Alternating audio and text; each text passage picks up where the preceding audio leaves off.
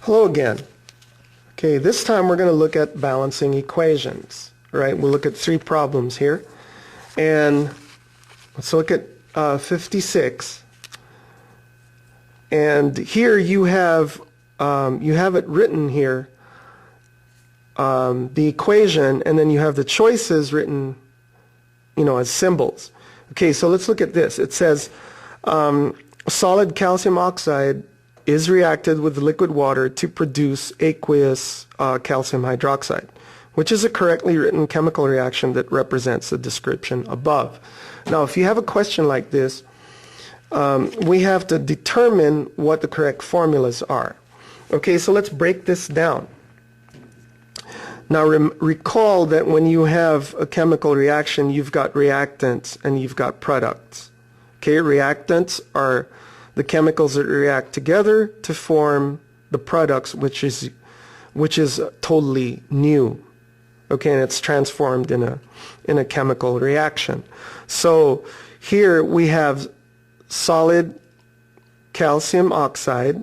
So here we know solid here is your S, is reacted with liquid water. Now we all know that water is H2O. Okay, and here's liquid, and we know that, okay, there's our L, to produce aqueous calcium hydroxide. Now remember, aqueous we write down as AQ. That means this is a solution. All right, so the calcium hydroxide here is dissolved in water. Now, is reacted with, so we know that the calcium oxide and the water react together, so that means there's our plus sign. Okay? Now, to produce, this is our yield arrow. So remember, you guys see the yield arrow, right? And now it produces calcium hydroxide. Okay, so let's find out now the formulas for this. So we know calcium. Again, look at your periodic table. That's Ca.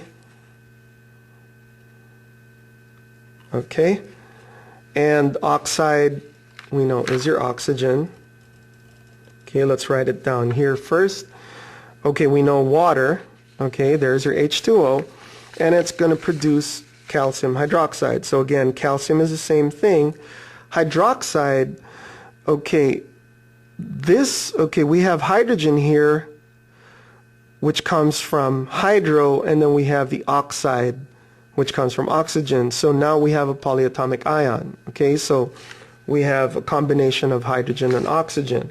Now remember, on the test, you're always going to look at your reference materials. Now, let's look for hydroxide. There it is. Okay, hydroxide is your OH, and it's got a -1 charge. Okay, there's a charge, there's a symbol. So we're going to write down OH here, and that's our -1 charge.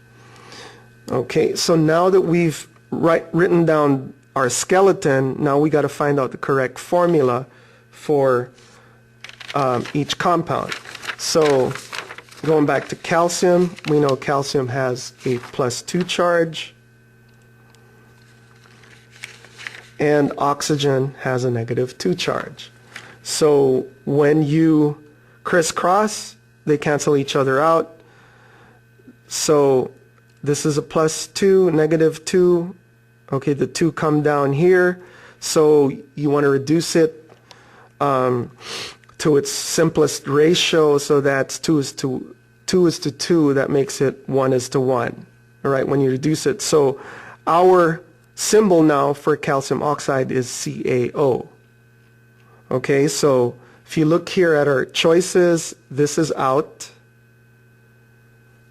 Okay, and C is out as well. You see, these are the wrong formulas for calcium oxide. Now look at that. Oh, so now we're only left with B and D. So we know that it's got to be either of these 2 answers. So let's find out now. There's our solids for calcium oxide, we know that these are the correct symbols for water. There's your liquid. Now we only got to worry about our product. So what's the correct formula for calcium hydroxide? So we know that calcium has a +2 charge, right? There it is. So when you crisscross, remember this 2 comes down here. So our correct formula for calcium hydroxide is CaOH in parentheses. The 2 comes outside. And there you go. All right? We put our polyatomic ion in parentheses. Remember, always put in parentheses. And this is our correct answer. Now take a look at this. This is kind of tricky. Why isn't it D? Why isn't it CaOH and then the 2? Now remember, when you're dealing with a polyatomic ion, you always have to enclose it in parentheses. And that means that in this case, you have 2 atoms of oxygen, 2 atoms of hydrogen. All right, so we're looking at a group of hydroxide ions. But in this case, without the parentheses, it means 1 atom of oxygen and you have 2 atoms of hydrogen. So this is completely wrong. Right? So remember, when you're crisscrossing for polyatomic ions, always keep them in parentheses.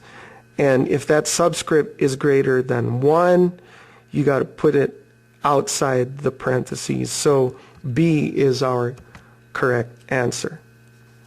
Okay? All right. So let's look at the next number, which is 64. Okay, let's look at 64 here. There you go.